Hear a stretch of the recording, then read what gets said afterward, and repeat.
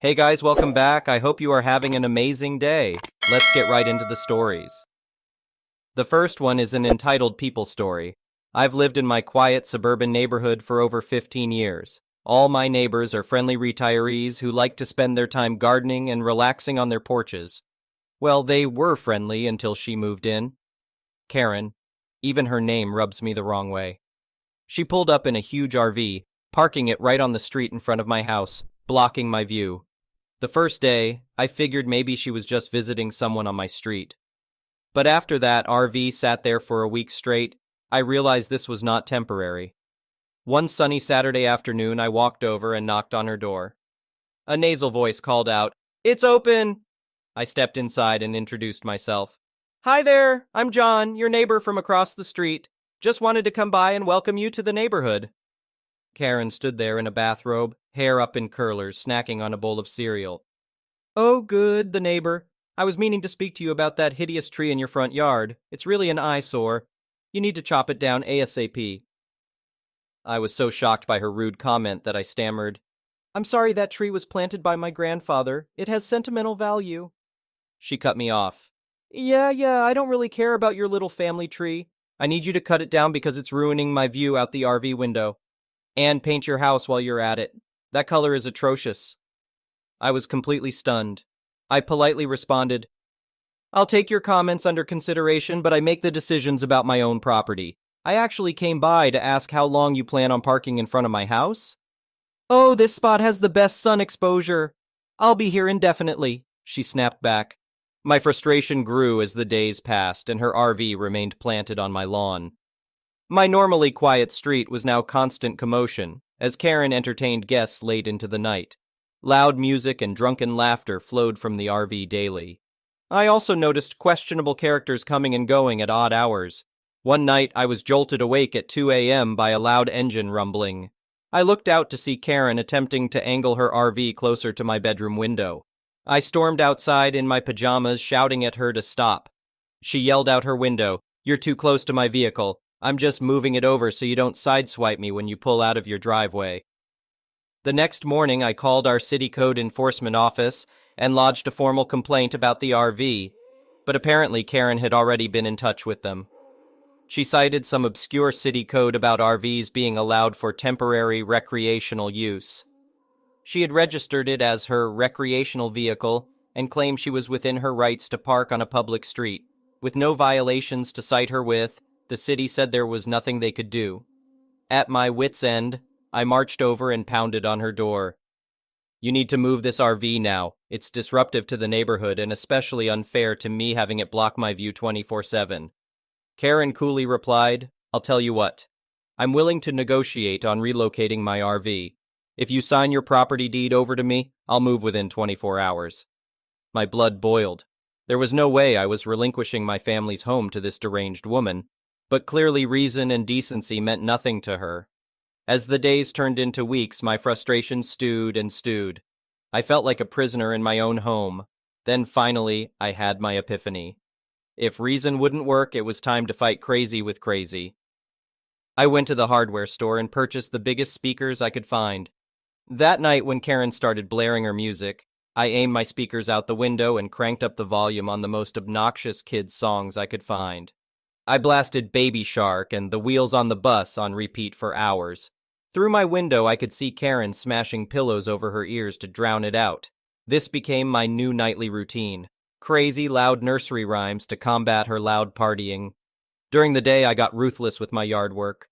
I pruned, mowed, and weed-whacked my lawn every single day, sending debris flying toward her precious RV.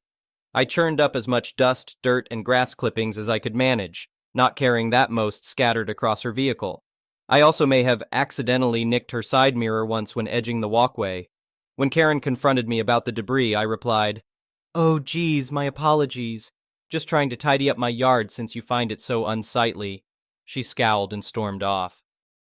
The final straw came one afternoon when I heard yelling coming from the RV. I peered out my window to see Karen scolding a frail elderly man who was walking his dog. "Keep that filthy mud away from my RV. If he so much as lifts his leg on my tires, I'll sue you for everything you're worth." The poor old man scurried away, his dog looking bewildered. Seeing her harass a helpless senior citizen fueled my rage. This neighborhood was my home, and she had gone too far. I decided to fight fire with an inferno. That night I ordered the spiciest Indian takeout I could find and ate it outside her RV. The aromas of chili peppers and garlic penetrated the air. I hoped it might also seep into her vehicle and cling to the interior fabric. Considering I had also been spraying her tires and generator with liquid ass when she wasn't looking, I imagined the stench inside her RV must be unbearable. The coup de grace came a few days later when I enlisted my rambunctious young nephews to help. They loaded up on pixie sticks, soda, and candy before coming over for a play date in my yard. I gave them bubble guns and told them to go wild. Soon my yard was filled with bubble chaos as they tore around shrieking at the top of their lungs. The bubbles drifted over and clung to Karen's RV, leaving wet, soapy splotches across the sides. As the kids ran past her RV, they playfully slapped the vehicle, leaving sticky handprints everywhere. She came storming out, but when she started yelling at the kids, I intervened. "What's wrong, Karen? I thought you wanted to enjoy the fresh air and sunlight. Plus, I figured you liked recreational activities going on outside your RV." She turned purple with anger. "You've made your point," she sneered. "I'll be moving my RV first thing tomorrow morning." The next day, I watched with sweet satisfaction as she drove off in search of some new location to terrorize. I had finally reclaimed my yard and my peace of mind. Karen may have tried to bully me into relinquishing my property, but she clearly underestimated my determination to defend what was rightfully mine. In the end, her crazy was no match for my refusal to be intimidated or bullied off my own land. The next one is a pro-revenge story. My 2019 was wild, but with everything finally on the up and up, I feel I can tell this story here. After uni, late 2018, I fell on rough times and was forced to move back to my hometown.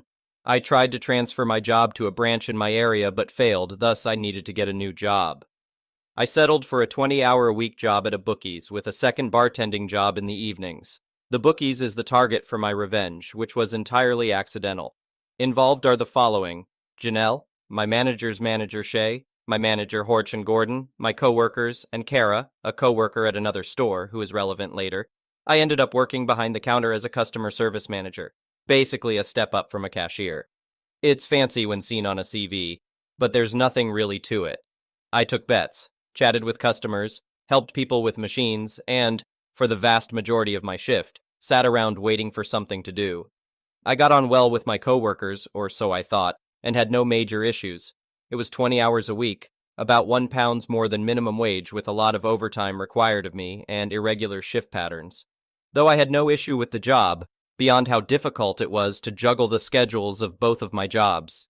In February of 2019, after working for the company for 6 months, I was invited to a probation hearing. It cannot be emphasized enough that it was a probation hearing in which I would have my performance reviewed and, as informed in training, was entitled to a pay rise at the end of it. I arrived that morning to a disciplinary hearing where, without even a shred of evidence, I was accused of 11 different cash discrepancies dating back to early November of 2018, shortly after I'd started, which all amounted to £271.36, all but one of which I'd never heard of before. These had apparently been reported and logged by my manager, Shay, and my co-workers, despite no one saying a word to me at all. Not a whisper in the 5 months this had apparently been occurring. I was told that it was unacceptable, a call was made to HR, and I was terminated on the spot and forced to hand over my keys and to never set foot in the store again. To my protests, I was told the decision could not be appealed, and I would eventually receive written confirmation of my employment's termination in the post. I didn't let myself slump around and feel sorry for myself, so, on the way home, I opened up Indeed and applied for a bunch of jobs and, before I arrived home, had an interview set up for the next week at what is my current place of work. Now I was furious, fuming at having gone to what I thought should have been a normal probation meeting and having effectively been called a thief and been banned for life from a place I'd never go to anyway. But somehow my parents were angrier and ordered me to let them know when they got into contact with me again. Almost 2 weeks later, I received an email from the company's HR, which reiterated the accusations and stated again that I was terminated. My mom sat me down in her kitchen and walked me through a letter response that was 2 parts professional and 3 parts scathing, ripping into them about their unprofessional conduct, their ludicrous claims, their lack of evidence, the holes in their story, because there were quite a few, and finally, the cherry on the cake, the employment laws they'd broken. Now I didn't want much, just a nice reference, a promise that not a whisper of these accusations would turn up when my new job asked them for a reference, because by then I'd already been offered the job. I then attached the letter to an email to fire back at their HR department. Then I added Janelle's work email, then her boss's email, and finally the holding company that owned the brand, because I wanted to make sure this was seen. A bit of background, the Bookies I worked for is a brand that is owned by an international company. Their name, behind the scenes, is slapped on everything, and they pretty much dictate everything we did. I'm not sure if holding company is the correct term, but I'll stick to that for now. Anyway, I sent this email with a 48-hour window for a response. I received a reply the next day from the same email that my demands were being met. I smirked victoriously and moved on with my life, happy to wash my hands with the entire ordeal. However, I'd set off a chain reaction that I wouldn't know about until 3 months later. 3 months on, I'd settled into my new job, a call center position with double the hours and well over double the pay. I'd gone through training and was settling into my new position when I see a new set of trainees settling in near my team. Among them was Gordon, one of my co-workers from the Bookies. I was stunned. Gordon had been at the Bookies for 6 years when I joined. He was well-liked, good at his job, and a favorite of the managers. There was no way he'd been fired, though I didn't really want to talk to him, as I was of the impression that he, Hork, and my manager had likely set me up. I did want to know what happened. Luckily, on seeing me in the break room one shift, he sought me out and told me everything. Apparently, my email had been read by the higher-ups in the holding company and had caused a lot of scrutiny to fall onto the Bookies in our town, of which there were 3 in our area that Janelle was responsible for, 2 in my town, and a 3rd in a neighboring one. Someone in HR passed a message down to the area manager, Janelle's boss, claiming they wanted things investigated and they wanted results yesterday, causing him to drop everything and descend on our little town with the panic and aggression of a man whose superiors were watching his every breath. He went to Janelle wanting to know why he hadn't been made aware previously that I was apparently stealing money, why I had been given keys to the shop and shifts on my own when allegations of that nature were attributed to me, and why I hadn't been put under investigation. Turns out, Janelle had, in fact, put in my employee file that I was under investigation, but had never actually gone through with any of the official procedures for monitoring and investigating me. Shock horror. Thus, she had fired me for the accused crime without looking into it at all, falsely claiming otherwise. Thus, the area manager took the dates and amounts of the cash discrepancies, confirmed that they had been reported on those days without my knowledge in Shay's own logbook of the shop's cash, and sent that information on to our security team to investigate. Another little detail is that the CCTV for every shop in the brand is outsourced to a private security company who monitors each shop remotely and has access to all the cameras and video. As was procedure, they looked into the dates mentioned to see if I'd been doing anything untoward. I know I wasn't, and nothing was ever said to me. But they did find something. Turns out, money was going missing from the shop, but, surprise, surprise, it wasn't me, but Jorge and Shay. They not only set me up, for reasons I will never know, but were also falsifying numbers and cash checks on the system to hide it.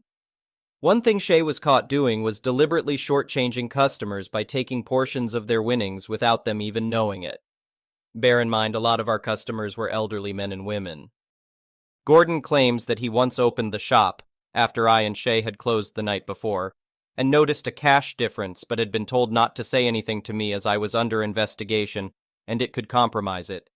He did apologize and I let it go. Needless to say, George and Shay were fired, but it doesn't end there. Our team was small, including me. There were a total of 4 people working at the store. As they hadn't been able to hire anyone to replace me, George and Shay's termination meant Gordon was the only employee at the busiest shop in our area. Even if they'd been able to get other colleagues from the 2 other shops to help out, it wouldn't have been enough to keep the shop open and manage the amount of customers. So they closed the location down until they could get the staff to run it. It was at that point that Gordon handed in his resignation and applied for his job at my work, meaning they had no one. On top of that, Gordon's girlfriend worked in the same shop as Janelle, and she relayed that she was rarely at their store in the other town for the next few weeks before the area manager reported she was fired as well. No reason given to her. I was later issued an apology for everything by the area manager and informed she, Janelle, was no longer with the company in an email sometime later. But somehow, it doesn't end there. With the store I worked at closed, this one being on the high street and where most people preferred to go, the only other location in town was the much smaller location in the suburbs, the one where Kara worked, alone. She suddenly received an influx of customers into her tiny store space and absolutely no support from other staff or upper management. Thus, for her own mental health, having already been overworked and underpaid running an entire store by herself, she quit, meaning that location had to be closed down too. All of this at the worst possible time, March, when the Cheltenham Festival was occurring, which is a huge moneymaker for the gambling industry, even in a small town like ours. An opportunity the three other bookies on the high street reaped the benefits of instead of my old place, as the former customers went to them instead. As it currently stands, just over a year later, both shops remain closed, and I'm currently entering a job in cybersecurity, the training for which I paid for with my current job. Update. Gordon and I got in touch with our old area manager, and we were able to gather more information. The security team combed through about 3 years' worth of footage after they discovered Horge and Shay's activities and estimated that in that period alone, they both stole nearly £4,000 through various means. The parent company also became involved and conducted a search through years of their cash checks and till checks, noting plenty of irregularities. The parent company pursued criminal charges and the two were arrested. As far as our area manager knows, the case is still ongoing because they are still determining the exact amount they stole. Given their long tenures, Jorge about 8 years and Shay 10 years. I doubt they'll have security footage covering that entire time, but they're likely trying to get a more accurate figure. And now, a new character enters the story. Tammy. Not her real name, of course. She's an employee who was hired and fired shortly before I was, at the same store. She lasted just past her probation, before being fired for months of cash discrepancies and false till checks she wasn't made aware of beforehand. However, Tammy's situation is far worse than mine. She is in the process of suing the company for wrongful termination, citing financial and emotional damages. She experienced a lot of stress during her time on the job, with Shay apparently leaving her to handle difficult customers on her own and refusing to step in. Shortly after her employment was terminated, Tammy suffered a miscarriage. Our area manager doesn't have more information, as the situation has escalated beyond his purview. I doubt I'll be able to obtain any further details, but it doesn't seem like the company is faring well in this regard, and I wish her the best. Gordon and I are considering reaching out to some of the other terminated employees, of whom he can name a few terminated for similar reasons, to get their perspective. However, it's quite evident that Shay and Jorge's misconduct had been ongoing for a long time, and I was merely the latest scapegoat. As far as I'm aware, Janelle is doing perfectly fine. Several years ago, she and her husband started a taxi company, and it appears she's become more involved in that venture. I haven't seen her, so I can't say for sure, but she was terminated for gross misconduct and failing to follow procedures, which aligns with my expectations. Kara, who our area manager actually dislikes but is lovely and did not deserve what she went through, is doing okay. I messaged her, and she and her partner recently purchased a house. She also secured a job as an events manager at a local historical site. She's happier there, as she now has people to talk to at work and isn't alone anymore. The next one is a petty revenge story. I knew exactly who it was. She was the only one who had seen where I put them. This woman was a pain. Opinionated, gossipy, lazy, and just all-around drama. I'll call her Karen. I knew if I approached her, she'd deny it, get all butthurt, and make a scene. So I let it go. One morning I took a personal call and was away from my desk for about 30 minutes. When I returned, a new package of cookies I had brought that morning had been opened and was 4 short. She must have watched me leave and came by while I was outside. Until now, she'd just taken a few out of what was already open, but she'd graduated to opening boxes. The nerve! I took a sheet of white paper and wrote in big black Sharpie letters, "Karen, stop stealing from me, you entitled thief. I've got you on video. Don't make me take it to HR or put it on the internet. Shame on you. I taped it over the food so she would see it as soon as she slid the door open. Once she saw the note, Karen would have two choices. 1. Admit she was caught. 2. Pretend she hadn't seen it. The problem was that Karen did not like being called out, and I knew it would kill her to stay quiet and pretend like she didn't see me calling her a thief. The next morning, I walked by Karen's desk like normal and said hello. She refused to look at me. Me. Good morning, Karen. Karen. Grunts hi. I stopped in front of her desk, made a face of fake concern. Everything okay? Karen turned her chair toward me, and I knew she had seen the note. I could see it in her eyes. She loathed me for calling her out, and she knew that unless she admitted to it, she couldn't say a damn word about it. I smiled broadly. Karen. I'm great. Insert sarcasm here. Thanks for asking. I got to my desk and opened the drawer. The note was still there, but my food had not been touched. She hated me after that and would bash me to anyone willing to listen. The thing was, she could never quite explain or give details as to why I was such the idiot she claimed I was. I didn't care, my snacks were safe. Thank you for watching. I would really appreciate it if you could like the video and subscribe to our channel if you haven't already. We'll see you